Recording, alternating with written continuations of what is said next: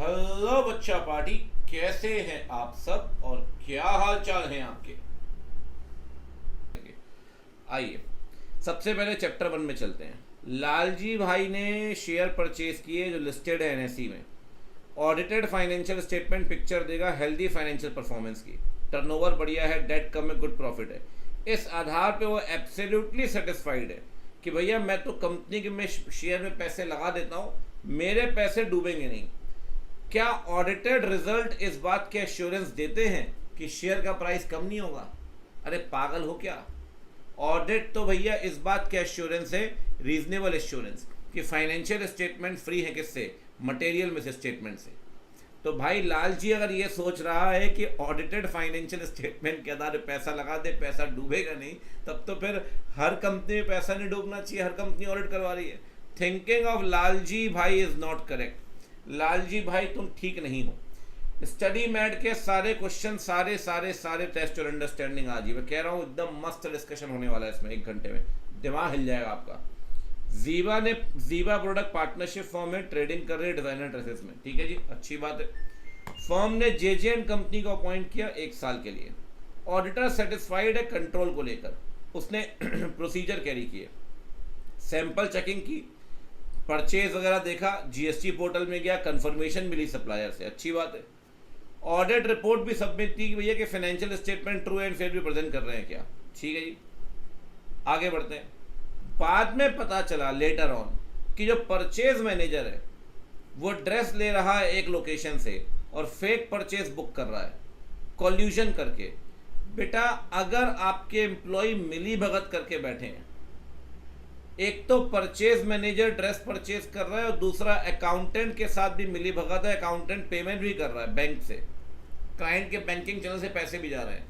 Sir अगर employ मिली भगत करके बैठे हैं तो बेटा कॉल्यूशन है, और याद करिए कॉल्यूशन इंटरनल कंट्रोल का सबसे बड़ा डिसएडवांटेज है, और इंटरनल कंट्रोल में कमियां तो रहेंगी ही रहेंगी। क्या ऑडिटर की गलती है यहाँ पे? नहीं है सर, इनहेरेंट लिमिटेशन है। इंटरनल कंट्रोल कभी परफेक्ट नहीं हो सकता, ये बात ध्यान रखिए। तो आप बताइए क्या पार्टनर, क्या वो सीए फॉर्म जिम्मेदार है? कहता है सर ये एग्जाम्पल है फेलियर ऑफ इंटरनल कंट्रोल का। इंटरनल कंट्रोल काम नहीं कर रहा है क्योंकि कॉल्यूशन है एम्प्लॉइज के बीच में, और कॉल्यूशन आपको पता है इंटरनल कंट्रोल की लिमिटेशन है। तो भैया ऑडिटर ने भरोसा किया इंटरनल कंट्रोल पे। अब फाइनेंशियल रिपोर्टिंग का तो नेचर ही ऐसा है, तो कह रहा है यहाँ पे inherent limitation, auditor is not responsible, ठीक है। ये आइए executive exotic tours and travels, auditor Raja and company assurance report दे रहे हैं भैया फर्स्ट क्वार्टर को लेकर। इन्होंने क्या किया? एश्योरेंस रिपोर्ट दे रहे हैं फर्स्ट क्वार्टर को लेकर। अगर एक क्वार्टर को चेक करके उसके एश्योरेंस दे रहे हो तो ये ऑडिट नहीं है। ऑडिट होती है फाइनेंशियल स्टेटमेंट की जो पूरे साल के बनते हैं। बेटा ये रिव्यू है, याद करिए कई तरह के एंगेजमेंट्स होते हैं। कह रहा है इसका नेचर क्या है, क्या एसेंडी एविडेंस देना पड़ेगा क्या? कह रहा है सर देखो यहाँ पे ये रिव्यू कर रहा है, हाँ इतना जरूर है कि अगर रिव्यू भी करोगे एसेंट एविडेंस तो लेना पड़ेगा, बट आप इसे ऑडिट नहीं बोलेंगे। ऑडिट कब बोलेंगे? जब पूरे साल के फाइनेंशियल चेक करोगे। यहाँ पे साल के फाइनेंशियल चेक नहीं कर रहे, फर्स्ट क्वार्टर की फाइनेंशियल इंफॉर्मेशन चेक कर रहे हैं, ठीक है ना। और डिटेल प्रोसीजर तो वैसे भी परफॉर्म नहीं कर रहे। अगर आपको याद हो तो मैंने आपको पढ़ाया था कि रिव्यू के केस में प्रोसीजर कम होते हैं, ऑडिट प्रोसीजर ज्यादा होते हैं। बढ़िया है, बढ़िया है, बढ़िया है। सीएपी बाबू ऑडिट कर रहा है फाइनेंशियल स्टेटमेंट की। एक्सटर्नल कंफर्मेशन नहीं ले पाया डेटर से क्योंकि प्रैक्टिकल लिमिटेशन थी, ठीक है। ऐसे कह रहा है बेटा एक्सटर्नल कंफर्मेशन लेना ही पड़ेगा, लेकिन वो नहीं ले पाया। एक्सटर्नल कंफर्मेशन नहीं ले पाया तो उसने सेल्स की डिटेल को ही एग्री कर लिया, ई इनवॉइस देख लिए, ई वे बिल चेक कर लिए, पेमेंट भी चेक कर ली पार्टी से बैंक स्टेटमेंट में। अब वो सेटिस्फाइड है कि उसको एविडेंस मिल गया। 505 कहता है एक्सटर्नल कंफर्मेशन लेना ही पड़ेगा। अगर आप एक्सटर्नल कंफर्मेशन नहीं ले पाए तो कहीं ना कहीं 505 को नहीं मान पाए। याद करिए ऐसे 200 में लास्ट पॉइंट क्या था? कंप्लायंस ऑफ ऐसे। याद है बच्चों, कंप्लायंस ऑफ ऐसे करना पड़ेगा। अगर किसी ऐसे को नहीं मान पाया, डिपार्चर है, तो बताइए, डॉक्यूमेंटेशन करिए और रीजंस बताइए क्यों नहीं मान पाए। अगर आप 505 नहीं मान पाए तो कह रहा है डॉक्यूमेंटेशन करना पड़ेगा। ऑल्टरनेटिव ने कैसे आपको एविडेंस दिया है, दूसरी बात क्यों नहीं मान पाए, रीजन फॉर डिपार्चर, इसका भी डॉक्यूमेंटेशन करना पड़ेगा, ठीक है। ये बात आपको बतानी पड़ेगी अपने रिपोर्ट के अंदर में कि आप ऐसे नहीं मान पाए। Compliance of essay 200। MG and company form है, 30 साल का एक्सपीरियंस। चैप्टर 2 में आ गया, बता दूं मैं आपको, ठीक है ना, चैप्टर 2 में। इसमें मैं चैप्टर वाइज चल रहा हूँ स्टडी मैट के हिसाब से, ऐसे वैसे को मैंने बांटा नहीं है, ठीक है, स्मूथ रखा है एकदम। 30 साल से ऑडिट कर रहे हैं, मैन्युफैक्चरिंग कर रहे हैं डिफेंस इक्विपमेंट की। डिफेंस सेक्टर में गवर्नमेंट ने बोला है कि प्राइवेट प्लेयर भी आ सकते हैं, ठीक है। नई कंपनी ने एंटर किया है, अब वो सोफिस्टिकेटेड डिफेंस इक्विपमेंट बनाएंगे, ठीक है। टेक्निकल नेचर को देखकर ऑडिटर कह रहा है एक्सपर्ट की ज़रूरत पड़ेगी। आप बताइए, क्या इन्वॉल्वमेंट ऑफ एक्सपर्ट को प्लानिंग के वक्त कंसीडर करते हैं क्या? मैं तो क्लियर कट कहता हूँ बेटा, प्लानिंग करते वक्त 4 मैटर कंसीडर करते हैं, याद करिए। क्या एक्सपर्ट इन्वॉल्वमेंट है, क्या अदर ऑडिटर का इन्वॉल्वमेंट है, क्या जॉइंट ऑडिटर का इन्वॉल्वमेंट है, और क्या इंटरनल ऑडिटर का इन्वॉल्वमेंट है। 4 लोगों का इन्वॉल्वमेंट चेक करते हैं। याद है, प्लानिंग के वक्त 10-12 फैक्टर्स देखते हैं। तो कह रहे हैं भैया प्लानिंग करते वक्त ऑडिटर को कंसीडर करना पड़ेगा कि क्या इन्वॉल्वमेंट जो है वो वहां पर है एक्सपर्ट का या नहीं। याद है 10-12 पॉइंट पढ़ते थे अपन, तो उसमें 4 पॉइंट मैंने आपको याद भी दिलवाए थे। एकदम माइन्यूट सिंगल पॉइंट से क्वेश्चन मिलेगा आपको यहाँ पे। कार्तिक प्लानिंग कर रहा है कॉस्मेटिक की, ऑपरेशंस के नेचर को देख के उसने प्लान किया कि वो टेस्टिंग ऑफ कंट्रोल करेगा, टीओसी कंट्रोल चेक करेगा, इंटरनल कंट्रोल, ठीक है जी, अच्छी बात, कोई दिक्कत नहीं है। एक दिन उसे वो पहुंचा कॉर्पोरेट ऑफिस और मैनुअल्स मांग रहा था, ठीक है, कह रहा है इंटरनल कंट्रोल मैनुअल लाओ, सरप्राइज एलिमेंट देने के लिए। उसने ये बात कभी मैनेजमेंट को बताई ही नहीं। याद करिए, ऐसे 300 में अपन ने पढ़ा था कि बेटा आप कौन से प्रोसीजर परफॉर्म करने वाले हैं, अपनी प्लानिंग मैनेजमेंट के साथ शेयर कर दीजिए। हाँ, लेकिन इतना ज़रूर ध्यान रखिएगा कि आपकी ऑडिट की इफेक्टिवनेस कॉम्प्रोमाइज़ नहीं होनी चाहिए।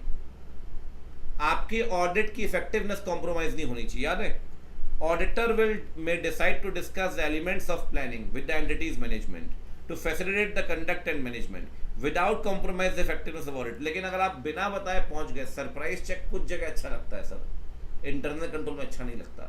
कह रहा है आपने कुछ नहीं बताया, ठीक है, और कहीं ना कहीं अगर आप चाहते हैं ऑडिट सही से हो तो आपको बताना चाहिए था। अगर आप बिना बताए कंट्रोल चेक करने पहुंच गए तो वो अप्रोच प्रॉपर नहीं है, दैट इज नॉट प्रॉपर, ठीक है। प्लानिंग करते वक्त सीए को लगा कि इंक्वायरी करनी जरूरी है इन हाउस लीगल काउंसिल से, पेंडिंग लेटर्स हैं, इन हाउस लीगल काउंसिल है भैया, एक्सटर्नल लीगल काउंसिल नहीं है। याद आ रहा है 315 के अंदर इंटरनल कई लोगों से इंक्वायरी करते हैं। 315 में जब रैप परफॉर्म करते हैं तो इंटरनल इंक्वायरी नहीं करते, आईए पर्सोनल से, इंफॉर्मेशन सिस्टम पर्सोनल से, वो लोग जो कॉम्प्लेक्स ट्रांजैक्शन में इन्वॉल्व हैं 6-7 इंक्वायरी करते हैं 315 में। अब एक बात बताओ, अगर आप 300 याद हो आपको, 300 के अंदर मैं सिंपल कहता हूँ, 300 में 2 चीज़ें आती हैं, एक रैप और दूसरा फैप और तीसरा अदर प्रोसीजर। अब आप कह रहे हो भैया इंक्वायरी करनी है लीगल काउंसिल से ताकि आरएमएम को आइडेंटिफाई कर पाऊँ। आप बताइए, ये देखकर आप क्या आइडेंटिफाई करना चाहते हैं? रिस्क, 315 के अंदर रिस्क। कह रहा है क्या 300 के अंदर प्लानिंग करेंगे? बिल्कुल करेंगे। 300 में मैं कहता हूँ 3 चीज़ों की प्लानिंग होती है, रैप की, फैप की और अदर प्रोसीजर्स की। कह रहे हैं भैया ऑब्जेक्टिव जो है इन हाउस लीगल काउंसिल का आप पता लगाना चाहते हैं आरएमएम, और आरएमएम जो आप पता लगाओगे वो रैप के थ्रू पता लगाओगे। 315 का रैप, और 315 का रैप कहाँ प्लान होगा? प्लान होगा 300 के अंदर, ठीक। झमाझम झमाझम झमाझम। शुभेंदु ऑडिटर है भैया सोशल मीडिया कंपनी का। इंफॉर्मेशन टेक्नोलॉजी के नियम बदल दिए सरकार ने, अब कह रहा है मैंडेटरी कर रहा है कि ग्रीवियंस रिड्रेसल मैकेनिज्म बनाना पड़ेगा हर कंपनी को, ठीक, सोशल मीडिया प्लेटफॉर्म के लिए। अगर आप वो नहीं मानते नियम तो भैया सिविल और क्रिमिनल लायबिलिटी लगेगी। बिल्कुल ठीक बात है। क्या ये फैक्टर कंसीडर करना पड़ेगा? बिल्कुल करना पड़ेगा सर। याद करिए बेटा, अगर लॉ चेंज होता है, हालात चेंज होते हैं, आपको स्ट्रेटजी चेंज करनी पड़ेगी। इस एग्जाम्पल में सरकार ने रेगुलेशंस चेंज कर दिए तो कह रहा है क्या ये फैक्टर कंसीडर करना चाहिए स्ट्रेटजी बनाते वक्त? कहता है सर बिल्कुल कंसीडर करना चाहिए, इंपॉर्टेंट मैटर है, change in law should be consider while establishing audit overall audit strategy. ठीक है, बढ़िया बढ़िया क्वेश्चंस हैं यार, बढ़िया बढ़िया क्वेश्चन है। ये स्टडी मैट के अंदर दिए, कोई अभी जुड़ रहा है तो ये सारे क्वेश्चन भाई स्टडी मैट के, फिर बोल रहा हूँ, ठीक है। चलिए, मेरा एक भी क्वेश्चन नहीं है इसमें। रोहित प्रैक्टिकल ट्रेनिंग कर रहा है, एंगेजमेंट टीम का पार्ट है। वो ऑडिट प्रोग्राम दिया गया, सेल्स को लेकर, उसमें कई सारे आइटम्स चेक करने के लिए, ठीक, कई सारी बातें लिखी हुई थी। अच्छा क्वेश्चन है, नाइस। वेरिफिकेशन के दौरान उसने देखा कई सारे ई वे बिल कैंसिल कर दिए 24 घंटे के अंदर ही जनरेट हुए और 24 घंटे में कैंसिल हो गए, लेकिन प्रोग्राम में इस बारे में कुछ नहीं दिया गया, इसलिए वो चुप रहा। He keeps mum. याद करिए, assistant should be of the open mind. Audit program, अगर कुछ नहीं भी लिखा है तो वो काम करना पड़ेगा, एडिशनल प्रोसीजर। और याद करिए, 4 बातें बताता हूं मैं आपको कि assistant should be of open mind. उसने चौथा पॉइंट क्या था? अगर आपको कोई भी नई बात पता लगती है बेटा तो आप बताइए। किसको बताएंगे आप बताएंगे, याद करिए, अपने सीनियर को, ठीक है ना। तो चुप नहीं रहना बेटा। एटीट्यूड प्रॉपर नहीं है रोहित का। असिस्टेंट जो है वो ऑब्जेक्टिवली मैटर देखेगा और ये बात अपने सीनियर को, अपने प्रिंसिपल को बताएगा। आपको ये बात बतानी चाहिए थी अपने प्रिंसिपल को, आप चुप रहे, आपने ठीक नहीं किया। Assistant should be of the open mind, ठीक है ना। मैं एकदम चैप्टर वाइज चल रहा हूँ। चैप्टर वाइज में आपको पता है सारे स्टार्टिंग में ऐसे वाले ही क्वेश्चन मिलेंगे, सारे ऐसे वाले क्वेश्चन हैं, तो पहले ऐसे वाले ही निपटाते हुए चलते हैं, कोई दिक्कत नहीं है। आइए, तीसरे चैप्टर में आपका स्वागत है। Wear and tear private limited startup company है, हॉलिस्टिक सॉल्यूशन दे रही है paddy stubble burning, mainly farmers जो नॉर्थ वेस्ट इंडिया में है भैया, वो क्या कहते हैं, पराली जलाते हैं। पराली जलाने को लेकर उन्होंने हॉलिस्टिक सॉल्यूशन दिया कि पराली को ढंग से जलाया जाए ताकि इन्वायरमेंट को नुकसान ना पहुंचे। गवर्नमेंट ने इस इशू को कंसीडर किया, कंपनी ने एंटर हुआ पिछले साल, लेकिन बहुत सारी कंपनी जो सेक्टर में थी ना, वो सक्सेसफुल नहीं हुई इन बिजनेस में और बर्बाद हो गई। ऑडिटर के तौर पे आरएमएम का कौन सा कंपोनेंट देखोगे बेटा? आरएमएम के 3 कंपोनेंट होते हैं, आईआर, सीआर और डीआर, इनहेरेंट, कंट्रोल और डिटेक्शन रिस्क। सर, अगर आपकी साथ वाली कई कंपनीज बर्बाद हो चुकी हैं तो आप भी बर्बाद हो जाओगे। ये बिजनेस का रिस्क है, इनहेरेंट रिस्क, ठीक है, इनहेरेंट रिस्क, याद है इनहेरेंट रिस्क। कंपनी ने कंट्रोल बनाया कि जो इन्वेंट्री है पेरिशेबल गुड्स की, इसे स्टोर करेंगे कंट्रोल एनवायरनमेंट में ताकि नुकसान ना हो।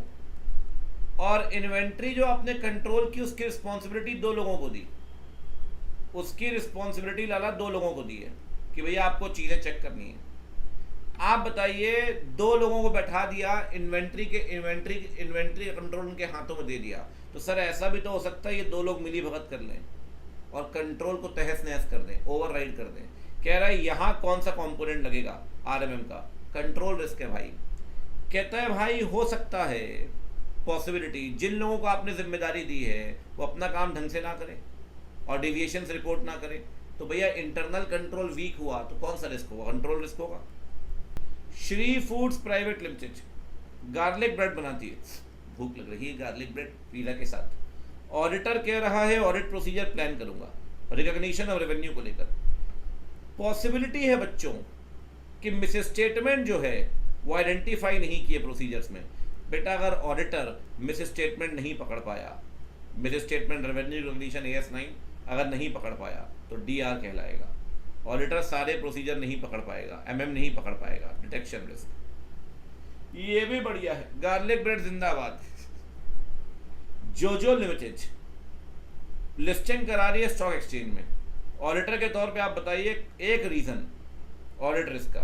बेटा, अगर लिस्टिंग करवा रही है ना तो हो सकता है जोजो लिमिटेड घाटे में हो, लेकिन अपने फाइनेंशियल को मैनिपुलेट करके बेटर पिक्चर प्रेजेंट करना चाहेगी ताकि उसका पब्लिक इशू फ्लॉप ना हो। इसीलिए ध्यान रखना, अगर लिस्टिंग है तो पॉसिबिलिटी है इंटेंशनल मैनिपुलेशन की, ताकि गुड रिस्पॉन्स आए इन्वेस्टर से। इसीलिए भैया, अगर फाइनेंशियल्स मैनिपुलेट होंगे तो ऑडिट रिस्क भी बढ़ेगा कि ऑडिटर कहीं ना कहीं इनअप्रोप्रिएट ओपिनियन देगा, reason being the financials are manipulated. ठीक, बढ़िया क्वेश्चन, आप देख रहे हो एकदम ज्ञान वाले क्वेश्चन है, झमाझम वाले। चलो जी आगे बढ़ते हैं। फाइनेंशियल स्टेटमेंट है जोजो लिमिटेड के, ये अगला क्वेश्चन है। ये पता चला कि ऑडिटर का जो ऑडिटर ने देखा करंट रेशियो 1:20 से 1:20 से 1.75 पहुंच गया। आप बताइए कौन सा रिस्क असेसमेंट प्रोसीजर परफॉर्म कर रहा है? बेटा, 315 के अंदर रैप में ना 4 काम करते हैं, इंक्वायरी, ऑब्जर्वेशन, इंस्पेक्शन और ARP। जब आप रेशियो कंपेयर कर रहे हैं ना बेटा, तो रेशियो कंपेयर करना इज ARP। रैप के अंदर ARP परफॉर्म कर रहे हो, ठीक है। कहता है सर आप बताइए इसका कोई रिलेशन है क्या? बिल्कुल रिलेशन है बेटा। अगर करंट रेशियो इंप्रूव हो रहा है इसका मतलब हो सकता है या तो तुमने अपनी एसेट्स बढ़ा दी या तो अपनी लाइबिलिटी कम कर दी। तो हो सकता है सर, ध्यान रखिए, there can be improvement in the current ratio. क्या पता मिस स्टेटमेंट हो भैया। गुड रिस्पॉन्स के लिए। ठीक। राजा ऑडिटर है, रेवेन्यू 25 करोड़ कंपनी का। कंपनी 50 लाख की सीसी लिमिट नहीं लोन लिया है।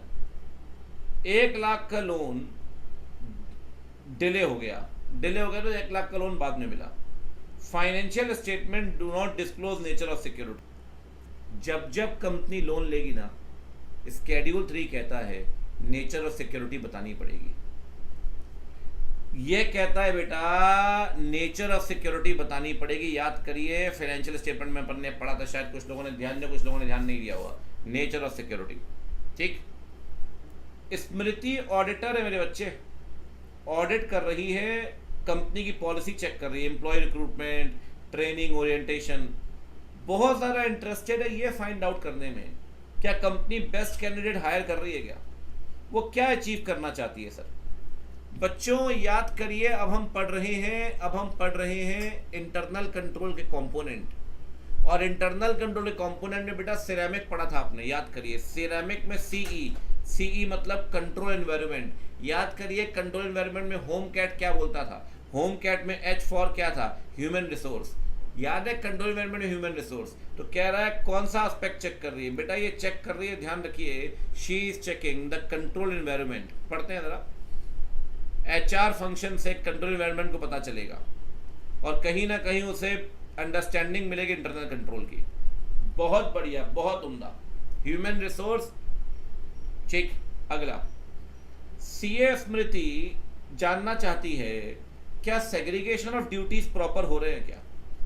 इसके लिए वो इंश्योर करना चाहती है कि जो पर्सन ट्रांजैक्शन रिकॉर्ड कर रहा है वो अलग होना चाहिए जो ऑथराइज कर रहा है। अलग अलग लोग होने चाहिए भैया। सेग्रीगेशन ऑफ ड्यूटी कह रहा है, क्या समझना चाहती है segregation of duty. Segregation of duty अगर आप याद करिए तो कंट्रोल एक्टिविटी में था ये पॉइंट। 4-5 पॉइंट थे कंट्रोल एक्टिविटी में। कह रहा है वो अंडरस्टैंडिंग लेना चाहती है इंटरनल कंट्रोल की, इसके लिए वो कंट्रोल एक्टिविटी चेक कर रही है। कंट्रोल एक्टिविटी में वो चेक कर रही है भाई सेग्रीगेशन ऑफ ड्यूटीज। एकदम ऐसा अंदर जाए क्वेश्चन पूछा उन्होंने, एकदम झकास, एकदम डेप्थ वाला पॉइंट है।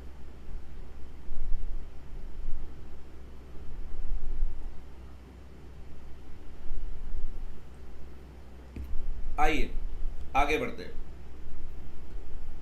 ज़ोम्बा प्रोडक्ट लिमिटेड क्या नाम है, ज़ॉम्बी करते हैं, स्मॉल कंपनी है। कंट्रोल सिस्टम रूडिमेंट्री है। आप ऑडिटर हैं, आप बताइए कैसे चेक करेंगे। देखो भैया, स्मॉल एंटिटीज में अपन ने पढ़ा था कंट्रोल सिस्टम जो है वो बेसिक होगा, फॉर्मलाइज नहीं होगा। इसीलिए आपसे पता है क्या पूछ रहा है, आपसे पूछ रहा है how would you proceed. Internal control evaluate कैसे करेंगे। इवेल्युएट करने के 4 टूल्स होते हैं, चेकलिस्ट, नैरेटिव रिकॉर्ड, याद आ रहा है आईसी क्वेश्चन में, फ्लो चार्ट। स्मॉल कंपनी में जहां कंट्रोल वीक है वहां नैरेटिव रिकॉर्ड लगाइए।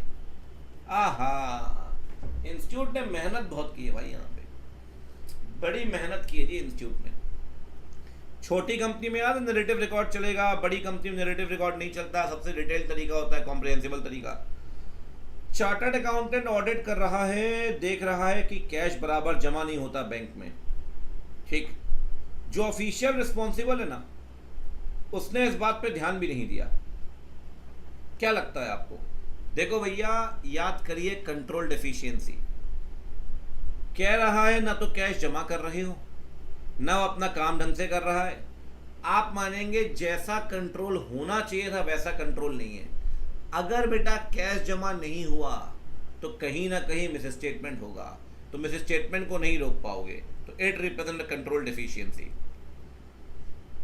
ठीक है, चलिए आ जाओ भैया, चौथा चैप्टर। कह रहा है फाइनेंशियल स्टेटमेंट चेक करते वक्त ऑडिटर ने, चल जा भाई, ठीक है, देखा कि नोट्स टू अकाउंट्स में एजिंग है ट्रेड पेबल की। अकाउंटेंट जो है वो रिस्पॉन्सिबल है एजिंग के लिए, ठीक है, नोट्स की। ऑडिटर चेक करना चाहता है एजिंग प्रॉपर है या नहीं। देखो भैया, आपने एजिंग स्केड्यूल बनाया, एजिंग स्केड्यूल बनता है, ऑडिटर उस एजिंग स्केड्यूल को दोबारा चेक कर रहा है कि एजिंग स्केड्यूल ढंग से बना या नहीं। तो ऑडिट एविडेंस पे अपन 6 तरीके से एविडेंस लेते हैं। कह रहा है ये है री परफॉर्मेंस, जो काम मैनेजमेंट कर चुका है वो आप दोबारा कर रहे हैं, being the auditor, ageing schedule, ठीक है। सूर्या गायत्री ऑडिट कर रही है एंटिटी की, ऑडिट के दौरान ओरल इंक्वायरी की गई, ठीक है, बीआरएस को लेकर। आप बताइए क्या इंक्वायरी सेटिस्फेक्शन देगी बीआरएस को लेकर? देखो भाई, मैं एक सिंपल सी बात आपको कहता हूं, ठीक। इंक्वायरी अकेले आपको सेटिस्फेक्शन नहीं दे सकती, कई बार मैंने आपको बताया।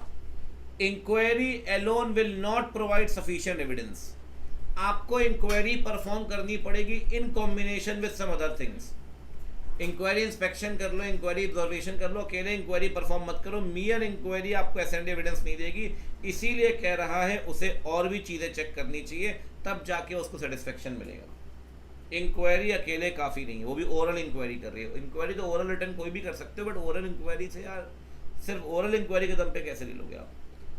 कंपनी ने बोला है भैया कि रिकंसिलेशन जो है रिकॉर्ड्स का क्वांटिटेटिव डिटेल्स दे रहा है पीपीई की। अच्छा, रेगुलर इंटरवल पे कारो वाला पॉइंट लग रहा है तो विद फिजिकल वेरिफिकेशन। ऑडिटर ने देखा कि रिकंसिलेशन जैसा बताया गया वैसा किया गया। अब एक बात बताइए, क्लाइंट कह रहा है हम तो भैया फिजिकल वेरिफिकेशन करते हैं पीपीई की, हम तो रिकॉर्ड बढ़िया मेंटेन करते हैं जी, जैसा क्लाइंट ने बोला वैसा ही किया क्लाइंट ने।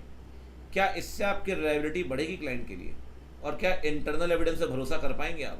बिल्कुल करेंगे सर। याद करिए, जब क्लाइंट ने जो बताया वो किया, तो कहीं ना कहीं हमारी रिलायबिलिटी बढ़ेगी क्लाइंट की तरफ, और रिलायबिलिटी बढ़ेगी तो जो भी इंटरनल एविडेंसेस हैं हम उस पर रिलाई कर पाएंगे। Check evidences generated internally is increase, उनका कहीं ना कहीं यू कैन इंक्रीज रिलायबिलिटी। बहुत सिंपल क्वेश्चन है। ये बताओ भाई, कंपनी ने स्टिपुलेट किया है कि ऑटोमेटेड सॉफ्टवेयर, बढ़िया क्वेश्चन है, 12% जो इंटरेस्ट चार्ज करते हैं आप कस्टमर से, अगर कस्टमर पेमेंट नहीं कर पाया समय से, तो आपका ऑटोमेटेड सॉफ्टवेयर है वो 12% इंटरेस्ट निकाल देता है कि भैया 1 करोड़ रुपए का सामान आपने बेचा किसी कस्टमर को, 1 महीने के अंदर पेमेंट करनी है, नहीं की तो 12% के हिसाब से निकाल देगा, सिंपल इंटरेस्ट। इंटरनल ने देखा कि सॉफ्टवेयर इंटरेस्ट नहीं निकाल पा रहा है, फेल कर रहा है। आप बताइए क्या ये काम इंटरनल को करना चाहिए? बिल्कुल करना चाहिए सर। अगर आपका सिस्टम ढंग से काम कर रहा है नहीं कर रहा है तो इंटरनल ऑडिटर ही चेक करेगा। कह रहा है सर ये तो इंटरनल को ही चेक करना पड़ेगा, क्योंकि कहीं ना कहीं आपको लॉस होगा, और ये मैटर बिल्कुल फॉल करता है इंटरनल ऑडिटर के डोमेन में। Efficiency of the automated environment तो चेक करनी चाहिए। सुकेश एक्सटर्नल ऑडिटर है, वो जानना चाहता है कि इंटरनल भी है, वो उसने देखा इंटरनल, हाँ अच्छा क्वेश्चन है, नाइस। उसने देखा कि इंटरनल जो है ना वो मैनेजमेंट को सीधे रिपोर्ट नहीं कर रहा है, सीधे। सुकेश ने ये भी देखा कि आरएमएम हाई है। अब आप बताइए क्या सही होगा सुकेश के लिए कि इंटरनल के काम पे बहुत ज़्यादा रिलाई कर ले एक्सटेंसिवली? सर एक तो इंटरनल टॉप मैनेजमेंट को बता नहीं रहा है, दूसरा आरएमएम हाई है।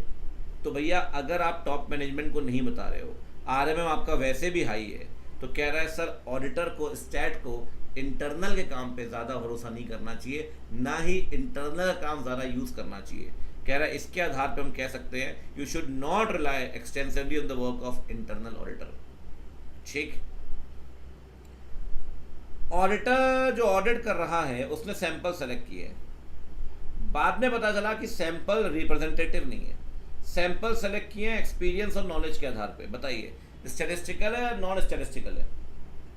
भैया नॉन स्टैटिस्टिकल सैम्पलिंग है, आपने अपना जजमेंट लगाया है, ठीक है, फॉल्टी सिलेक्शन हो गया। ऑडिटर ने बोला भैया सिलेक्शन हुआ है मेरे एक्सपीरियंस के आधार पे, क्या ऑडिटर बच सकता है? नहीं बच सकता सर। अरे भैया स्टैटिस्टिकल सैम्पलिंग लगाते ना यार, तुमने अपना जजमेंट क्यों लगाया भाई? कह रहा है जो भी आपकी अप्रोच होगी, मैंने तब भी कहा था मेन मैच के अंदर सैंपल हमेशा रिप्रेजेंटेटिव होना चाहिए, लिखा भी है sample must only B representative. कह रहा है आप ये बोल के नहीं बच सकते कि मैंने स्टैटिस्टिकल सैम्पलिंग नहीं लगाई तो वहां पे सैंपल साइज फॉल्टी हो गया। नहीं sir, you will be liable. Audit procedure जो आपने परफॉर्म किए हैं उससे पॉसिबिलिटी लगती है, पॉसिबिलिटी कि भैया कंपनी ने सारे लिटिगेशन डिस्क्लोज नहीं किए। याद है, ये तो कंपनीज एक्ट वाला पॉइंट है 143 वाला आईपीएल, कंपनी ने सारे मटेरियल लिटिगेशन नहीं डिस्क्लोज किए।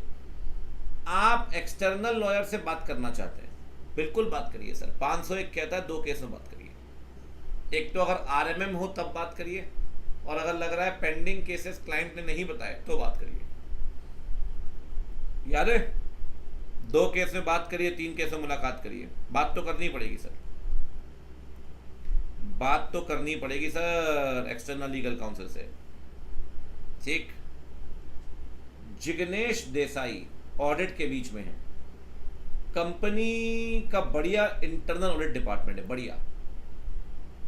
एक्सटर्नल कंफर्मेशन जब वो भेज रहा था डेटर को, आउटस्टैंडिंग थे, उसने बोला डेटर को सेलेक्ट करना, रिक्वेस्ट डिजाइन करना और डेटर से रिस्पॉन्स लेना, ये सारा काम उठाकर इसने इंटरनल ऑडिटर को दे दिया, डिपार्टमेंट को दे दिया। कह रहे रिस्पॉन्सेस जो आए वो इंटरनल ऑडिट डिपार्टमेंट की ईमेल आईडी में आए।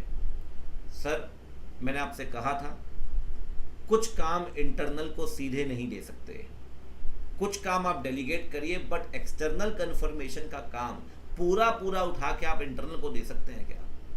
610 कहता है सर ऐसा थोड़ी होगा, आप सारा काम उठा के दे दोगे। ठीक है, तो कह रहा है इस केस में आपने पूरा काम उठा के दे दिया एक्सटर्नल कंफर्मेशन का इंटरनल को। सर आपका तो कोई कंट्रोल ही नहीं रहा इसमें, कुछ भी नहीं रहा आपका, वही भेज रहे हैं, वही रिसीव कर रहे हैं, उन्हीं की ईमेल आईडी में आ रहा है। कह रहा है उनकी मेल आईडी में आ रहा है भाई, ये 505 के हिसाब से तो नहीं है। ऊपर उन्होंने थोड़ा बहुत 505 पे रेफर किया है कि भैया कौन सी इन्फॉर्मेशन पूछनी है, पार्टी सेलेक्ट करो, रिक्वेस्ट डिजाइन करो और भेज दो। ठीक है, 505 का रेफरेंस क्या है उन्होंने पूरा ज्ञान नहीं डाला, कोई दिक्कत नहीं है। डायरेक्ट असिस्टेंस नहीं लेंगे, सही कह रहे हैं आप। जब स्केड्यूल चेक किया ट्रेड रिसीवेबल्स का तो मैरी को पता चला कि एक आउटस्टैंडिंग बैलेंस है। ठीक है, सीएफओ अलाउ नहीं कर रहा है। सीएफओ कह रहा नहीं मैं आपको पूछने नहीं दूंगा, डेटर से मैं पूछने नहीं दूंगा। बोले क्यों पूछने नहीं दोगे? कह रहा है बस हमारे रिलेशंस खराब होंगे। बोले भाई क्यों खराब होंगे? कह रहा है हमारे ना डिस्प्यूट चल रहा है डेटर के साथ। बोले अच्छा, और वो मैटर जो है वो कस्टमर के साथ अभी चल रहा है, क्वालिटी इश्यूज को लेकर एफर्ट किए गए हैं कि भाई मैटर रिजॉल्व हो जाए आउट ऑफ द कोर्ट। जब आपने ये बात देखी, कस्टमर से बात की, तो आपको लगा हाँ यार ये मैटर तो जल्दी रिजॉल्व होने वाला है और कोई फ्रॉड रिस्क भी नहीं है। क्या अनविलिंगनेस जो सीएफओ ने दी जस्टिफाइबल है? बिल्कुल है सर। 505 क्या कहता है? अगर मैनेजमेंट मना कर रहा है थर्ड पार्टी से बात मत करो, तो हम उससे पूछेंगे क्या तुम्हारे पास जस्टिफाइड ग्राउंड है? मैंने तब भी आपसे मजाक में एग्जाम्पल दिया, झगड़ा हो गया आपका डेटर के साथ, भैया यहाँ भी ये बोल रहा है झगड़ा हो गया, मैटर कोर्ट में है, जस्टिफाइड ग्राउंड दे रहा है सर आपको सीएफओ अपनी जगह बिल्कुल ठीक है, आप ऑल्टरनेटिव प्रोसीजर से एविडेंस इकट्ठा करिए, कोई दिक्कत नहीं है। ठीक है, आपको जब भी मैनेजमेंट मना करता है अपन देखते हैं ना भाई क्यों मना कर रहा है, रीजन फॉर रिफ्यूजल। तो फ्रॉड फैक्टर एग्जिस्ट नहीं करता, अनविलिंगनेस जो है वो जस्टिफाइबल है। ऑडिटर जो है एआरपी परफॉर्म करना चाहता है रेवेन्यू को लेकर, कह रहा है कोई 2 एआरपी बताओ। अरे यार, करेंट ईयर को प्रीवियस ईयर से कंपेयर कर लो, एक्चुअल को बजटेड से कंपेयर कर लो। करेंट ईयर को प्रीवियस ईयर से, एक्चुअल को बजटेड से। आहा, सिग्निफिकेंट फ्लक्चुएशंस देखने पड़ेंगे, वेरिएशंस। आ गया जिसका तुम्हें इंतजार था। आइए, कंपनी जो है ना ये मैन्युफैक्चरिंग कर रही है फैब्रिक्स की, सप्लायर से फैब्रिक लेती है और मैन्युफैक्चरिंग करती है। ठीक है, और जो अपने बिल, जो लेबर चार्जेस उसके बिल रेज करती है। ठीक है, ऑडिटर ने देखा कि बहुत सारा ऐसा स्टॉक पड़ा हुआ है हमारे क्लाइंट के पास जो थर्ड पार्टी का है, वो इंक्लूड नहीं होना चाहिए। थर्ड पार्टी की इन्वेंट्री हमारे पास पड़ी है हमारे क्लाइंट के पास, तो इंक्लूड तो नहीं होगी ना। इस पर कौन सा असर्शन लगेगा? Right obligation. क्या हमारे क्लाइंट का अधिकार है क्या 31 मार्च को उस इन्वेंट्री पे? वो इन्वेंट्री तो किसी और की है ना। तो कह रहा है ऑडिटर कौन सा असर्शन चेक करना चाहता है? Right obligation. क्योंकि भैया जो बताई गई है इन्वेंट्री वो हमारी नहीं है, वो किसी और की है, अनदर एंटिटी की। वो हमारे पास रखी तो हमारी नहीं है, क्योंकि कल को हमारी इन्वेंट्री किसी और के पास पड़ी थी तो वो हमारी इन्वेंट्री काउंट होती है। अब किसी और की हमारे पास पड़ी है तो भैया वो हमारी इन्वेंट्री नहीं आएगी। कंपनी ने सीसी लिमिट बनवाई है 2 करोड़ की बैंक से। ठीक है, सिक्योरिटी रखी है स्टॉक्स एंड डेटर्स की, गारंटी दी है डायरेक्टर ने। याद करिए बच्चों, मैंने कहा था उस दिन रिवीजन के अंदर भी कहा था, अगर कोई भी लोन बनवाते हैं आप और अगर कोई लोन गारंटीड बाय डेटर है, डायरेक्टर है, तो इस लोन को सेपरेटली डिस्क्लोज करना पड़ेगा। याद है, कोई भी स्केड्यूल 3 कहता है बेटा, ध्यान रखिएगा, कि जिस लोन की गारंटी डायरेक्टर देगा उसे aggregate amount each sub head के अंदर दिखाना पड़ेगा। Separate disclosure must be there. ठीक, यहां भी बाल की खाल निकाल रखी है इन्होंने। रेशियोज कंपेयर किए करंट ईयर के पिछले साल के साथ। ठीक है, आप बताइए लॉ के रिक्वायरमेंट क्या है। कह रहा है do not list the name of ratios. याद है 12 रेशियो पढ़ाए थे आपको नोट्स टू अकाउंट्स में। तो कह रहा है रेशियो का नाम तो बताना नहीं, तो कह रहा क्या बताएंगे, 2 बातें बता दो, न्यूमरेटर डिनोमिनेटर, और दूसरी बात 25% का फर्क है पिछले साल से। याद है मुद्दे वाली बात, मैंने कहा भी था इंपॉर्टेंट है। अगर कोई चेंज है रेशियो में 25% से ऊपर पिछले साल से, तो वो बताइए। बाकी जो न्यूमरेटर डिनोमिनेटर है वो जरूर समझा देना, वैसे कोई दिक्कत नहीं है। ठीक है, बाकी आपसे ये नहीं बोला कि रेशियोज के नाम बताइए, रेशियोज के नाम बोलेगा तो बता देंगे, कोई दिक्कत नहीं है। ठीक, ऑडिटर है जो कंपनी का फोकस कर रहा है रेवेन्यू पे, यूजुअल डिटेल चेकिंग तो वो कर ही रहा है। सैप परफॉर्म करना चाहता है सेल्स को लेकर। आप बताइए सेल्स को लेकर क्या सैप परफॉर्म करेगा। अरे यार सैप तो तरह तरह परफॉर्म कर सकते हो, ERP क्या दिक्कत है। कह रहा है सेल ट्रेंड देखो, पिछले साल से कंपेयर करो, कैटेगरी वाइज एनालिसिस कर लो। सिंपल है, कुछ नहीं है इसमें। ठीक, डेप्रिसिएशन चेक कर रहे थे आप, आपने देखा कि नई मशीनरी खरीदी गई है और इंस्टॉल किए अप्रैल में। AS10 वाला क्वेश्चन है भाई। ट्रायल्स किए गए मशीनरी में, रेडी टू यूज थी अप्रैल में रेडी फॉर यूज थी, लेकिन मार्केट से ऑर्डर नहीं आए तो मशीनरी रोक दी गई और 1 अक्टूबर को चालू की गई। तो डेप्रिसिएशन चार्ज किया गया 1 अक्टूबर से। बेटा डेप्रिसिएशन चार्ज होता है when the asset is ready for use, not when it is in active use. याद है AS10। अगर आप, हाँ कह रहा है सर डेप्रिसिएशन चार्ज होता है when it is ready for use, not from the rate of actual usage. तो अगर आपकी एसेट 1 अप्रैल को तैयार थी तो 1 अप्रैल से ही डेप्रिसिएशन लगेगा, 1 अक्टूबर से जो आपने लगाया वो ठीक नहीं है। चैप्टर 6 फिर आगे थोड़े बहुत ऐसे तो पिंड कहाँ छोड़ेंगे आपका। कह रहे अच्छा है यार, लेकिन बढ़िया है, मैं तो कह रहा हूँ। ऑडिट के दौरान इशू अराइज हुआ इंटरेस्ट कॉस्ट को लेकर कि रिस्ट्रक्चरिंग की गई है। इंपॉर्टेंट मैटर ये था कि ये बात डिस्कस हुई CFO से और रिजॉल्व हो गई। क्या वर्किंग पेपर में इंक्लूड करेंगे? याद करिए बेटा, सिग्निफिकेंट जितने भी डिस्कशंस होंगे सबका डॉक्यूमेंटेशन करना पड़ेगा। सिग्निफिकेंट मैटर का डॉक्यूमेंटेशन आपको करना पड़ेगा। तो कह रहा है आपने डिस्कशन किया CFO से, क्या वर्किंग पेपर में मेंटेन करेंगे? बिल्कुल करेंगे सर। डॉक्यूमेंट करिए सिग्निफिकेंट मैटर्स, जो भी डिस्कशंस होंगे with the management, with the TCWG। Sonali Murarka audit complete कर चुकी है। ऑडिट रिपोर्ट डेट है 15 जुलाई की। वर्किंग पेपर दिखा रहे हैं, डिस्कशन विद द मैनेजमेंट। ठीक है, कंक्लूजन सब कुछ दिया हुआ। ठीक है, 6 महीने बीत गए, ऑडिट रिपोर्ट इशू किए, अभी तक असेंबलिंग नहीं की। ले भैया SQC1 कहता है भैया जिस दिन ऑडिट रिपोर्ट दी है 60 डेज के अंदर असेंबलिंग करनी पड़ेगी। याद है बच्चों, जिस दिन ऑडिट रिपोर्ट दी है 60 डेज के अंदर असेंबलिंग करनी पड़ेगी। कह रहा है बाद में उसको लेटर भी आया रेगुलेटर से कि भाई आपने ऑडिट वगैरह को लेकर ऑडिट फाइल शेयर करो। ठीक, जब लेटर आया ऑडिट फाइल शेयर करने को तो जल्दी से उसने असेंबलिंग करनी शुरू कर दी और कुछ और पेपर ऐड कर दिए। बहुत जितने अनर्थ कर सकती है बहन सारे अनर्थ कर रही है। पहली बात तो assembling is an admin process, administrative process, उसमें चेंजेस नहीं कर सकते आप। हाँ 4 एक्सेप्शन है, बात अलग है। और असेंबलिंग करनी 6 महीने के अंदर।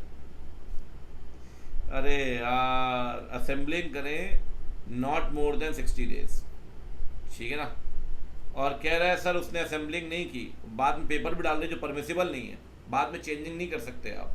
ठीक है, तो कहीं ना कहीं ये क्वेश्चन मार्क पुट हो रहा है क्वालिटी पे। क्वालिटी क्योंकि SQC1 का पॉइंट है। चलिए आगे बढ़ते हैं। देखो कंप्लीशन एंड रिव्यू, आ जाओ अगला chapter 7। PK Jacob 21-22 company engage है, एथनिक रग भेजती है बाहर को, एक्सपोर्ट करती है यूरोप में। ऑडिट कंप्लीट होने वाली है जुलाई 22 में। पता चला ऑडिटर को कि ओवरसीज बायर ने केस कर दिया है 1 जून को। ठीक है, कह रहा है आपने सब स्टैंडर्ड डाई यूज़ किए हैं, शिपमेंट मिला था अगस्त 21 को, आपने out of the court settlement किया कि 5 करोड़ रुपए देंगे। सर केस कब किया है? 1 जून को किया है ना, सब्सिक्वेंट इवेंट, सब्सिक्वेंट इवेंट। लेकिन माल तो आप पहले ही बेच चुके थे अगस्त 21 में। सब्सिक्वेंट इवेंट की सिचुएशन एग्जिस्ट कर रही थी 31 मार्च को, मैनेजमेंट से बोलेंगे फाइनेंशियल स्टेटमेंट को अमेंड करो। अगर फाइनेंशियल स्टेटमेंट अमेंड नहीं करेगा मैनेजमेंट, तो हम इम्पैक्ट डालेंगे ऑडिट रिपोर्ट में, we can issue an modified audit opinion. कह रहा है सर आपको पता चला है कब? एक बाद में। तो कह रहा है it is an example of subsequent event, जो फाइनेंशियल स्टेटमेंट डेट के बाद हुआ लेकिन रिपोर्ट डेट से पहले। तो कह रहा है ये बात आप, ये कंडीशन एग्जिस्ट कर रही थी बैलेंस शीट डेट पे। तो कह रहा है मैनेजमेंट से बोलेगा भैया एडजस्टमेंट कर, एडजस्टमेंट नहीं करेगा तो फिर ऑडिट रिपोर्ट में बताएगा। ठीक। चांदनी खन्ना ऑडिट कंप्लीट कर रही है अगले कुछ दिनों में, उसने प्रोसीजर परफॉर्म किए, इंक्वायरी को लेकर मिनट्स भी पढ़े हैं, बुक्स भी चेक कर रही है। After the date of financial statement ये सारे सब्सिक्वेंट इवेंट उसने कंसीडर कर लिए हैं क्या? सारा काम किया यार उसने। देखो उसने इंक्वायरी भी कर ली, उसने मिनट्स भी पढ़ लिए, है ना, बुक्स भी चेक कर ली, सब कुछ कर लिया, लेकिन फिर भी वो भी सर्टेन होना चाहती है कि कोई भी सब्सिक्वेंट इवेंट छूटना नहीं चाहिए। तो कह रहा है और क्या करना चाहिए इसको? देखो यार सारा काम तो कर लिया आपने, बस एक पॉइंट रह गया। दीदी को एक काम करना चाहिए, दीदी को ना WR लेना चाहिए। याद है 580 के अंदर WR लेते हैं, लेकिन 560 में लिखा है 560 के अंदर कि भैया सब्सिक्वेंट इवेंट को लेकर आपको WR लेना चाहिए। कह रहा आपने सारा काम कर लिया, अब मैनेजमेंट से बोलो भाई कि मुझे WR प्रोवाइड कर दो। WR किस बारे में? कि जितने भी सब्सिक्वेंट इवेंट मैनेजमेंट को पता नहीं, मैनेजमेंट ने आपको बता दिया, subsequent event have been disclosed. ठीक है। कह रहा है वो ऐसा क्यों कर रही है? वाई? भाई वो इसलिए ऐसा कर रही है कि उसको सब्सिक्वेंट इवेंट का नॉलेज मिल जाए, कि उसे वैसे पता नहीं लग रहा है। सिंपल सी बात है। ठीक। ऑडिट के दौरान वरुण अग्रवाल ने देखा कंपनी को ना सिग्निफिकेंट स्किल लेबर शॉर्टेज है, ऑपरेशंस भी खराब हो रहे हैं, लेबर शॉर्टेज हो रही है। कह रहा है लेबर जो आया करती थी वो आती थी ईस्टर्न यूपी से, ठीक है, गांव से। कह रहा है वहाँ भी जॉब अपॉर्चुनिटीज़ हो गई हैं, तो अब लेबर नहीं आ रही है। अब लेबर नहीं आ रही है भैया, तो कहीं ना कहीं कंपनी अपने कमिटमेंट पूरे नहीं कर पा रही है, ऑर्डर शॉर्ट हो रहे हैं, रेवेन्यू गिरता जा रहा है, फिक्स जैसे फिक्स्ड कॉस्ट भी आपकी फिक्स तो है ही, वो तो जा ही रही है, लिक्विडिटी क्रंच हो गया है, क्रेडिटर्स को पैसे नहीं दे पा रहे हो, क्या क्या करवाओगे भाई? बैंकर भी आपकी मदद नहीं कर रहे हैं, लिक्विडिटी क्राइसिस हो चुका है, ऑडिटर डाउट है गोइंग कंसर्न पे। कह रहे हैं मैनेजमेंट कैसे ट्राई करेगा ऑडिटर को, मतलब how should the management, auditor से नहीं पूछा, मैनेजमेंट से पूछा। ठीक है। और क्या करोगे आप उस केस में? कह रहा है मैनेजमेंट ना ऑडिटर को फ्यूचर प्लान ऑफ एक्शन बताएगा। याद करिए कि भैया मेरा फ्यूचर प्लान क्या है, मैनेजमेंट बताएगा। अगर मैनेजमेंट फ्यूचर प्लान बताएगा, याद करिए, तो कैश फ्लो की फोरकास्टिंग करेगा, और कैश फ्लो की फोरकास्टिंग करेगा तो बिंग द ऑडिटर हम क्या चेक करेंगे? हम चेक करेंगे भाई जो कैश फ्लो की फोरकास्टिंग की उसमें दो बातें। पहली बात, जो डेटा यूज़ किया क्या वो रिलायबल है, और जो एजम्पशन फॉर्म किए क्या उसके सपोर्ट में कोई एविडेंस है आपके पास। ठीक है ना, बड़ा सिंपल।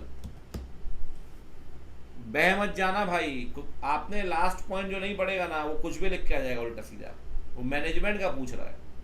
तो मैनेजमेंट तो भैया फ्यूचर कोर्स ऑफ एक्शन बताएगा ना, कैश फ्लो फोरकास्टिंग। आप ऑडिट कंप्लीट करने जा रहे हैं, वर्किंग पेपर्स आपने देखे, आपने कहा यार इन्वेंट्री का ना ओवर वैल्यूड है 2 करोड़ की,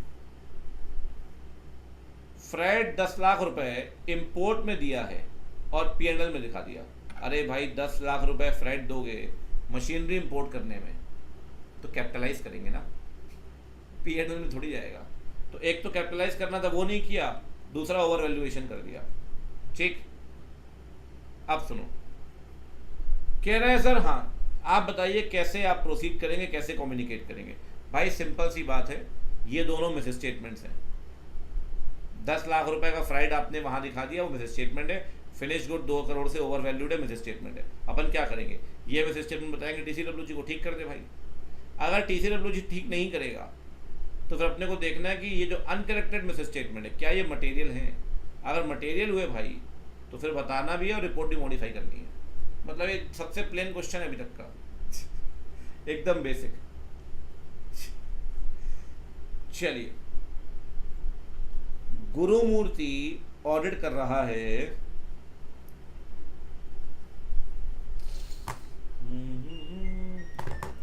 बिफोर कंप्लीशन उसने मैनेजमेंट से बोला मुझे WR दो, मैनेजमेंट से बोल रहा है भैया मुझे WR दो, उसमें लिखकर आप मुझे दो कि मैनेजमेंट ने अपनी सारी जिम्मेदारी पूरी की है।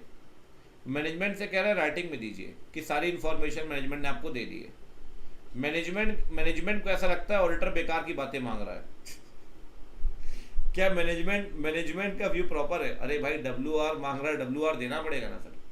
मैनेजमेंट तो WR मांगेगा ना कि मैनेजमेंट ने अपनी रिस्पॉन्सिबिलिटी पूरी करनी है, ऑडिटर WR तो मांगेगा।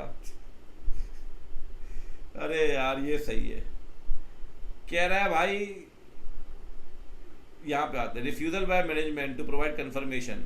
अगर नहीं दोगे आप कंफर्मेशन तो कहीं ना कहीं रिपोर्ट मॉडिफाई कर देगा, डिस्क्लेमर देगा, याद करिए। अगर WR नहीं देते आप तो he can modified the report, take appropriate action लिखा होता है बुक में, और आगे लिखा था मॉडिफाइड ओपिनियन। तो मॉडिफाइड में क्या दोगे? अगर WR ही नहीं दे रहा है तो डिस्क्लेमर दे दो उठा के। फिर कह रहा है सर इंटरनल कंट्रोल चेक किया, ऑडिटर ने देखा फिजिकल वेरिफिकेशन के अंदर कि फिजिकल वेरिफिकेशन हो ही नहीं रहा है रेगुलर इंटरवल्स में। ऑडिटर ने देखा सिग्निफिकेंट डेफिशिएंसी इंटरनल कंट्रोल में इन्वेंट्री को लेकर, वो मैनेजमेंट को लिख के दे रहा है auditor, one liner. Physical verification तुमने करवाया नहीं है रेगुलर इंटरवल में, बस एक लाइन लिख के दे दी ऑडिटर ने। क्या ये कम्युनिकेशन प्रॉपर है? अरे भाई अगर सिग्निफिकेंट डेफिशिएंसी है, अगर सिग्निफिकेंट डेफिशिएंसी है तो भैया सिग्निफिकेंट डेफिशिएंसी को एक्सप्लेन करना पड़ेगा, सिर्फ बताना नहीं है सिग्निफिकेंट डेफिशिएंसी। कह रहा है sir in case of significant deficiency auditor has not only to communicate significant deficiency, he has to give the description और पोटेंशियल इफेक्ट। किसी को अगर याद हो डिस्क्रिप्शन एंड इफेक्ट दोनों देने पड़ते हैं, ठीक है, मैनेजमेंट को भी DCWG को भी। तो कह रहा है ये जो कम्युनिकेशन है प्रॉपर नहीं है sir.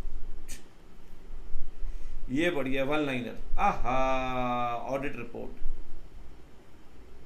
Maithili Thakur CA student है, ऑडिट रिपोर्ट परस्यू कर रही थी, उसने देखा 18 डिजिट का अल्फा न्यूमेरिक नंबर है, यूडिन मेंबरशिप नंबर के साथ, मेंबरशिप नंबर के साथ यूडिन जाएगा भैया, यूनिक डॉक्यूमेंट आइडेंटिफिकेशन नंबर, ठीक है। कह रहा है क्या वो सिर्फ ऑडिट रिपोर्ट में जाता है? नहीं, वो ऑडिट रिपोर्ट में भी जाएगा, सर्टिफिकेट्स में भी जाएगा। यूडिन माया मेमानी, सारी दीदियां भैया है ही नहीं कोई यहाँ पे, ऑडिटर है। उसने सना से बोला जो ट्रेनिंग कर रही है उसके ऑफिस में कि ड्राफ्ट ऑडिट रिपोर्ट बनाओ।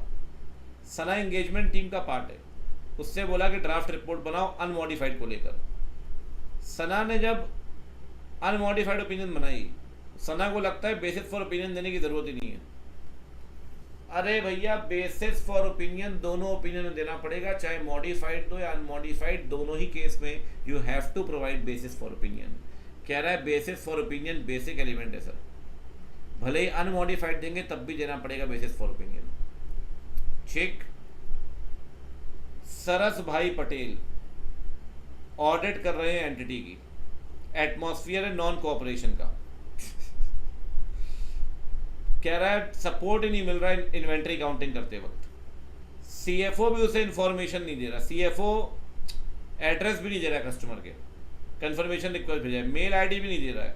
अरे भाई कुछ भी नहीं दे रहा तो क्या। कह रहा है रेवेन्यू भी चेक नहीं कर पा रहा है वो। कह रहा है भैया मैं सैंपल बेसिस पे चेक करूंगा, स्टाफ कह रहा है ना तुमको भी चेक करने दीजिए, स्टाफ भी लेम एक्सक्यूजेस दे रहा है। ये बात उसने मैनेजमेंट को बताई, लेकिन मैनेजमेंट ने भी कुछ नहीं किया। ऑडिटर को लग रहा है सर मिस स्टेटमेंट है जिसका इफेक्ट मटेरियल भी होगा और मैनी एस्पेक्ट मतलब परवेजिव, M+P दोनों। तो डिस्क्लेमर दो भाई उठा के। कह रहा है अगर ये विड्रॉ नहीं कर पाएगा तो क्या करेगा? इतना पहले ही बोल देते यार डिस्क्लेमर, इतना क्यों खींच के लाए। डिकी यादव 4 ब्रांच की ऑडिट कर रहा है, चारों ब्रांच की ऑडिट कर रही है यामिनी जैन। अच्छा ये ऑडिटर है कंपनी का, ब्रांच की ऑडिट कर रही है यामिनी जैन। रिपोर्ट जो है ब्रांच की एग्जामिन कर ली और ब्रांच ऑडिटर को, कंपनी ऑडिटर को भेज दी गई। कंपनी के अंदर भेजना पड़ता है ब्रांच ऑडिटर को। ऑडिट के दौरान डिक्की यादव कह रहा है ब्रांच ऑडिटर से कि मुझे समरी दो ऑडिट प्रोसीजर्स की। यामिनी जैन कह रही है भाई तू मेरे एरिया में इंक्रोचमेंट मत कर। देखो भाई कंपनी को ऑडिटर के पास अधिकार है, ब्रांच ऑडिटर से वो पूछ सकता है कि आपने कौन सा काम किया, अदर ऑडिटर से पूछने का अधिकार है। अदर ऑडिटर को इवन वो आईसी क्वेश्चन है और ये सब इंक्वायरी लेटर भी दे सकता है, चेकलिस्ट भी, कि भाई तो फिल करके दे मुझे। तो ऐसा नहीं वो इंक्रोच कर रहा है, अगर आपके काम पर रिलाई कर रहा है, ब्रांच ऑडिटर के काम पर, वो चेक भी कर सकता है।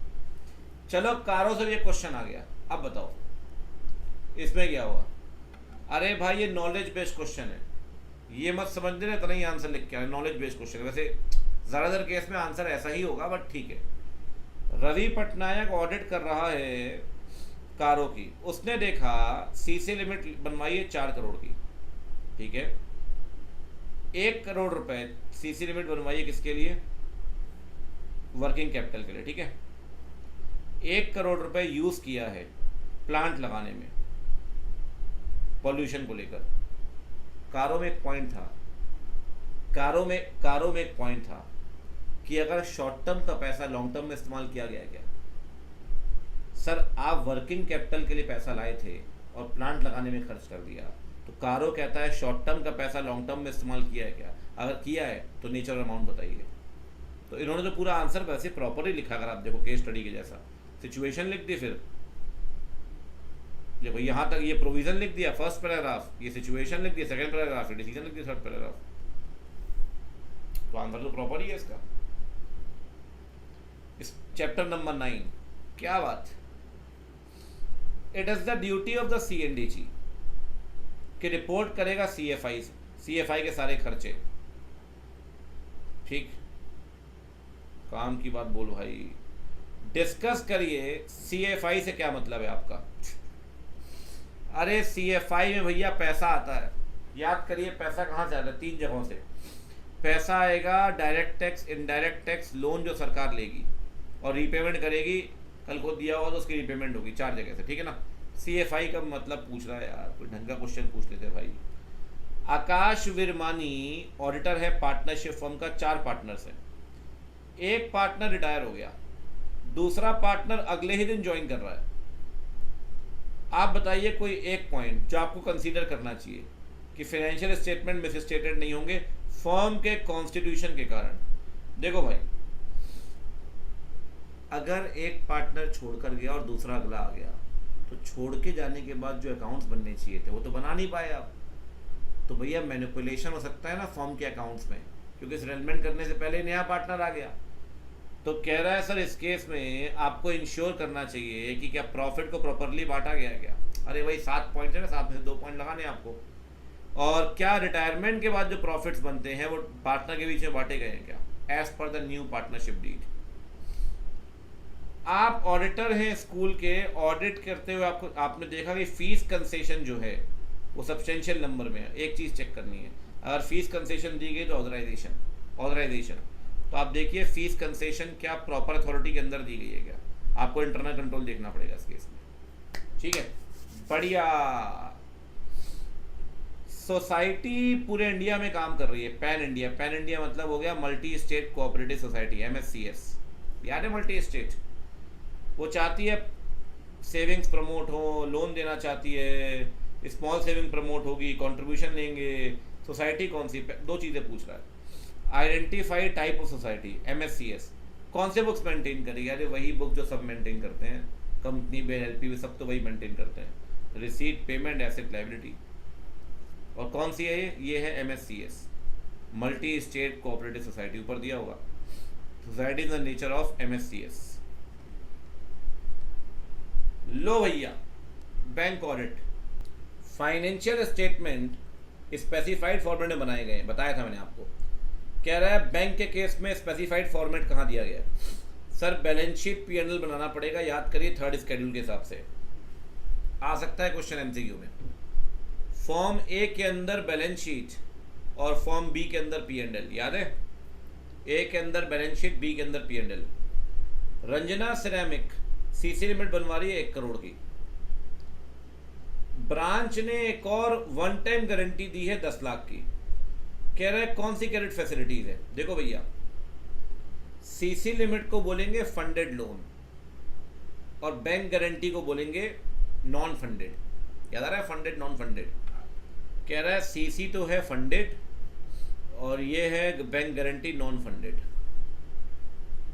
कह रहे हैं ऑडिट के दौरान आपने देखा कि SMA है, स्पेशल मेंशन अकाउंट्स। SMA का मतलब क्या और सिग्निफिकेंस क्या है?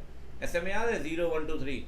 कह रहे हैं भाई देखो 90 के बाद तो NPA बन जाता है, लेकिन वो ओवरड्यू 0 से 90 तक है, क्योंकि 90 के बाद तो NPA बन जाएगा RBI नॉर्म्स के हिसाब से, लेकिन 90 तक तो अपन उसको NPA मानेंगे नहीं ना। तो कह रहा है स्पेशल मेंशन अकाउंट वो अकाउंट है जिसमें साइंस दिख रहे हैं स्ट्रेस की, हाँ बोरोअर डिफॉल्ट कर सकता है, लेकिन उसे अभी तक NPA नहीं माना आपने एज पर RBI गाइडलाइन, ठीक है ना। कह रहा है ये क्यों करते हैं, पूछा ना क्वेश्चन नीचे, ये क्यों करेंगे, सिग्निफिकेंस क्या, क्यों बनाते हैं, SMA बनाते क्यों है? कह रहा है भाई देखो SMA इसलिए बनाते हैं कि वो अकाउंट जो है वो आपका NPA में स्लिप ना हो जाए, स्लिप होने से पहले उसको ठीक कर लो, पैसे मांग लो, कोई दिक्कत नहीं है, टाइम से रेमेडियल एक्शन ले लो ताकि वो NPA ना बन जाए। अब इसमें यार मुझे स्टडी माइंड खोलना पड़ेगा, इन्होंने ना ये जरूर खोलता हूँ मैं, आखिरी में खोलता हूँ ये वाला। कहता है भाई आप वेरीफाई कर रहे हैं interest on deposit nationalise bank का, 2 एनालिटिकल प्रोसीजर बताओ। अरे यार कितनी बार पूछेगा, 2 बता दो, हर बार कहता है 2। इंटरेस्ट ऑन डिपॉजिट में पहला तो करंट ईयर को प्रीवियस ईयर से कंपेयर कर लो, दूसरा कह रहा है या तो एक्चुअल को कंपेयर कर लेते हैं, या तो कह रहा है एक काम करो वेटेड एवरेज निकाल लो, थोड़ा नया पॉइंट डाला है इन्होंने। कह रहा है फिर एक्चुअल को वेटेड एवरेज से कंपेयर कर लो, ठीक है साहब कर लेंगे, अगर मटेरियल डिफरेंस होगा तो बात करेंगे, ठीक। CC लिमिट 100 लाख की बनाई है, CC लिमिट है स्टॉक डेटर 90 दिन, मार्जिन 25% स्टॉक 40% डेटर। कह रहा है स्टॉक 125 लाख का, 5 लाख का स्टॉक डैमेज है, नया पॉइंट 120, क्रेडिटर माइनस करो भैया 50 लाख के, 70 में मार्जिन में स्टॉक माइनस करिए 25%, 25% कितना आएगा, ये आ जाएगा यार 14 और 3.5 17.5, ये आ गया 52.5, यही आएगा ना। दूसरी तरफ डेटर की बात करिए, डेटर कितना है, डेटर है भैया 50 लाख, 90 दिन से पुराना डेटर है 10 लाख, 90 दिन से पुराना डेटर हो गया 10 लाख, मतलब ये हो गया 40 लाख, 40 में लाला माइनस करेंगे 40% डेटर के लिए, 40% डेटर के लिए, तो ये हो गया भैया 40%, 16 लाख, 24 लाख हुआ, दोनों को जोड़ दो कितना आ गया 76.5। कह रहा है 82.250 प्रॉपर है क्या, नो 76.50, 76.50, ठीक है ना। चलिए ये इन्होंने क्वेश्चन दिया भी होगा यहाँ पे, वही जो अपन ने किया है, -1 ये हो गया, -70 में 25% मार्जिन माइनस कर दिया, ये आ गया, फिर आ गया लाला 50, 10 - 40, मार्जिन -16 और 24, और ये आ गया 76, ठीक है। लास्ट चैप्टर, सूर्यकांतम ऑडिट कर रहा है अकाउंट्स की, ICAI ने उसको लेटर इशू किया, कह रहा है यार कुछ मैटर्स हैं ऑडिट को लेकर, उसने रिप्लाई तक नहीं किया, रिमाइंडर भेजने के बाद में रिप्लाई नहीं किया। कौन सा फंडामेंटल प्रिंसिपल तोड़ रहा है आदमी, प्रोफेशनल बिहेवियर, कर्टसी वाला पॉइंट याद है, प्रिंसिपल प्रोफेशनल बिहेवियर तोड़ रहा है। चार्टर्ड अकाउंटेंट इन प्रैक्टिस है, सर्टिफिकेट इशू कर रहा है कि भैया 9 करोड़ की मशीनरी है, जबकि ओरिजिनल कॉस्ट तो 15 करोड़ की है। सर कोई भी ऐसे झूठे सर्टिफिकेट में साइन मत करो जहां गलत इन्फॉर्मेशन है, इंटीग्रिटी का प्रिंसिपल कहता है। प्रोफेशनल बिहेवियर, जानबूझकर कोई भी रिपोर्ट रिटर्न में साइन नहीं करेगा, नहीं जुड़ेगा जहां उसको पता है वो इन्फॉर्मेशन गलत है, मिसलीडिंग है, इंटीग्रिटी। रमन गुप्ता को अपॉइंटमेंट ऑफर किया गया ऑडिटर का, उसका एक दूर का अंकल के पास शेयर थे, उसने शेयर होल्ड किए, दूर का अंकल था तो रमन डिस्क्वालीफाइड था नहीं, इंडिपेंडेंस भी अफेक्ट नहीं हो रही थी, लेकिन अपॉइंटमेंट एक्सेप्ट करता, उसे पता चला कि उसके अंकल निपट लिए, और अंकल कोई बेटा तो था नहीं, बच्चे कह रहे हम भी कोई ऐसे अंकल ढूंढ रहे हैं, उन्हें पता चला कि वो नॉमिनी बन गया अंकल के शेयर्स का। अब यार वो तो फंस गया कि क्या करूं मैं। भाई देखो अगर तुम्हारे पास शेयर्स आ गए तो फिर तो सेल्फ इंटरेस्ट थ्रेट आ जाएगा, तुम्हारे पास शेयर है तो तुम कंपनी तक मत लगा देना, हाथ जोड़ के बोल रहा हूँ, यहाँ वो एथिक्स की बात कर रहा है कंपनी लेके 140 मतलब सेक्शन 3, नो नो नो, अगर आपके पास शेयर्स आ गए और आप ऑडिटर बनना चाहते हैं, सेल्फ इंटरेस्ट थ्रेट है, तो क्या करें? अब शेयर्स तो आए गए अंकल के, पहले शेयर्स तुरंत बेच दो, बेचने के बाद ऑडिट एक्सेप्ट करो, सेल्फ इंटरेस्ट थ्रेट नहीं होगा। क्योंकि भाई एक बात तो बड़ी क्लियर है, याद करिए, अगर थ्रेट्स होंगे तो या तो काम से मना कर दो या सेफगार्ड लगाओ, जिससे थ्रेट्स कम कर सके। याद आ रहा है? कह रहा है उससे पता चला कि भाई उसके शेयर है, कह रहा है वो थ्रेट को एलिमिनेट करेगा। कैसे एलिमिनेट करेगा? कह रहा है वो शेयर बेचेगा ऑडिट एक्सेप्ट करने से पहले। अगर वो शेयर भी होल्ड कर रहा है, ऑडिट भी एक्सेप्ट कर रहा है, तो कहीं ना कहीं थ्रेट इंडिपेंडेंस के लिए। ये एक ही जगह से 40% ऑडिट फीस आ रही है। आप बताइए इंडिपेंडेंस कैसे अफेक्ट होगी? कौन से थ्रेट्स की बात कर रहा है भैया? अगर 40% फीस आपको एक ही क्लाइंट से आ रही है, 40% फीस तुम्हें एक ही क्लाइंट से आ रही है, तो बेटा अगर वो क्लाइंट चला गया तो तुम्हें डर तो रहेगा वो क्लाइंट ना जाए। सेल्फ इंटरेस्ट थ्रेट है।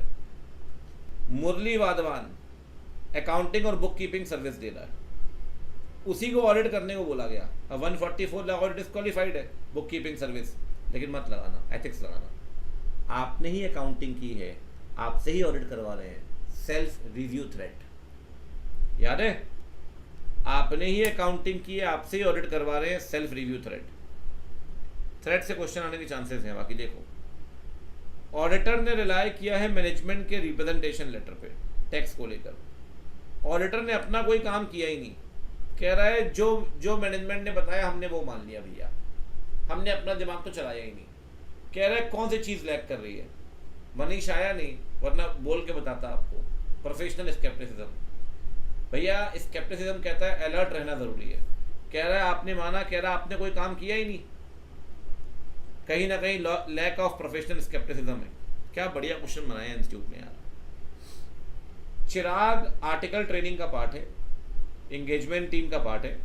उसने कहीं न्यूज़ पढ़ी कि इंगेजमेंट लेटर जो इशू करता है ऑडिटर, उसमें फॉर्म एंड कंटेंट भी होता है रिपोर्ट का। उसे लगा अरे जब हम शुरुआत में कैसे बता दे फॉर्म एंड कंटेंट? भैया इंगेजमेंट लेटर में फॉर्म एंड कंटेंट बताना पड़ता है, याद करिए। 6-8 कंटेंट पढ़ाए थे मैंने आपको उसमें, nature of audit, scope of, ये सब, responsibility of management, responsibility of auditor. कहता है सर इंगेजमेंट लेटर में फॉर्म एंड कंटेंट आपको बताना पड़ेगा। हाँ, अगर आपको लगे बाद में चेंज करना, you can amend also, but form and content तो बताना पड़ेगा। 210 मैनेजमेंट को लगता है ऑडिटर को हमें ना राइटिंग में ये देने की ज़रूरत नहीं है कि उसकी रिस्पॉन्सिबिलिटी क्या है फाइनेंशियल स्टेटमेंट को लेकर। कह रहे मैनेजमेंट ने आपको बताया ही नहीं, मैनेजमेंट मना कर रहा है, आप क्या करोगे? याद करिए सर, 210 आप ऑडिट एक्सेप्ट करने से पहले चेक करेंगे प्री कंडीशंस हैं या नहीं। प्री कंडीशन में क्या होता है? 2 बातें। पहली बात, मैनेजमेंट एफएस को बनाएगा एज पर द एफआरएफ। याद है प्री कंडीशंस? मैनेजमेंट एफआरएफ को मानेगा। दूसरा, मैनेजमेंट, याद करिए, ऑडिटर को 3 चीज़ें प्रोवाइड करेगा। वो इंफॉर्मेशन जो रेलेवेंट है, एडिशनल इंफॉर्मेशन, अनरिस्ट्रिक्टेड एक्सेस। कह रहे हैं सर जब ऑडिटर आपसे कह रहा है मुझे अपनी रिस्पॉन्सिबिलिटी राइटिंग में एक्नॉलेज कर दो, आपको दिक्कत क्या है? सर आपसे कह रहा है अपनी रिस्पॉन्सिबिलिटी एक्नॉलेज करो, आपको दिक्कत क्या है? मैनेजमेंट कह रहे मैं क्यों करूँगा? करना पड़ेगा सर, प्री कंडीशन है। कहता है भाई अगर ऐसा रिफ्यूज़ल आपने किया है, प्री कंडीशन प्रेजेंट नहीं है, इसका मतलब अगर प्री कंडीशन प्रेजेंट नहीं है इसका मतलब 210 का वायलेशन हो रहा है। अगर हो रहा है ऑडिट एक्सेप्ट, मना कर दीजिए, मना कर दीजिए। अगर प्री कंडीशन पूरी नहीं हो रही, refusal by the auditor is necessary. पापी पेट का सवाल नहीं होना चाहिए भाई। ये क्वेश्चन इंपॉर्टेंट है दोनों, मैं आपको बता रहा हूँ, ये दोनों क्वेश्चन इंपॉर्टेंट है। पीके नायर को अपॉइंटमेंट ऑफर किया गया कि ऑडिट कर दो भाई, हमारी कंपनी की टूरिज्म का काम कर रही है। जब ड्यू डिलिजेंस किया तो पता चला उनके यहाँ रेड हो रही है एनआईए की, क्योंकि वो टेररिज्म से कनेक्टेड है। अरे भाई साहब, साथ में ईडी ने भी रेड किया इनके ऊपर कि एलिसिट मनी ट्रेल चल रहा है। डाउट है कि टूरिज्म की आड़ में ये टेरर फंड्स को घुमा रहे हैं यहाँ से वहाँ। अगर आपका क्लाइंट मनी लॉन्ड्रिंग कर रहा है या आपका क्लाइंट क्रिमिनल एक्टिविटी कर रहा है तो आपको क्लाइंट रिलेशनशिप को एक्सेप्ट नहीं करना चाहिए। SQC 1 याद करिए। कह रहा है सर अगर इंडिकेशन है कि क्लाइंट मनी लॉन्ड्रिंग कर रहा है, क्रिमिनल एक्टिविटीज़ कर रहा है, आपको अपॉइंटमेंट एक्सेप्ट नहीं करना चाहिए, ये एक्सेप्ट मत करो sir. Arpita mid size firm join कर रही है, उसने देखा कि पार्टनर बहुत बिजी रहते हैं और फर्म ने जो ऑडिट एक्सेप्ट किए एरियाज को लेकर उसको एक्सपीरियंस ही नहीं है, कोई एक्सपीरियंस नहीं है फर्म में। फर्म ऑडिट एक्सेप्ट कर रही है फिनटेक सेक्टर की एक कंपनी, फिनटेक समझते हो, स्टॉक ब्रोकर, ये सब, इंश्योरेंस। वो ऑडिट में टेक्नोलॉजी का यूज़ चाहिए, लेकिन फर्म के पास तो कैपेबिलिटीज है ही नहीं। SQC 1 में अपन पढ़ते हैं whether the firm is having the necessary resource and capabilities. अगर भाई नेसेसरी रिसोर्स कैपेबिलिटीज नहीं है ना बेटा, तो ऑडिट एक्सेप्ट मत करिए। ये पॉइंट भी कहाँ पे आता है, acceptance and continuance of client relationship. ये दोनों पॉइंट वहीं के हैं, acceptance and continuance of client relationship. Before accepting the engagement आप चेक करिए कि भाई अगर प्रायर एक्सपीरियंस नहीं है तो कहीं ना कहीं ट्रेंड पर्सोनल नहीं है, ये ऑडिट एक्सेप्ट नहीं करनी चाहिए। ये दोनों पॉइंट इंपॉर्टेंट है। आहा, ठीक है जी, हो गया डन।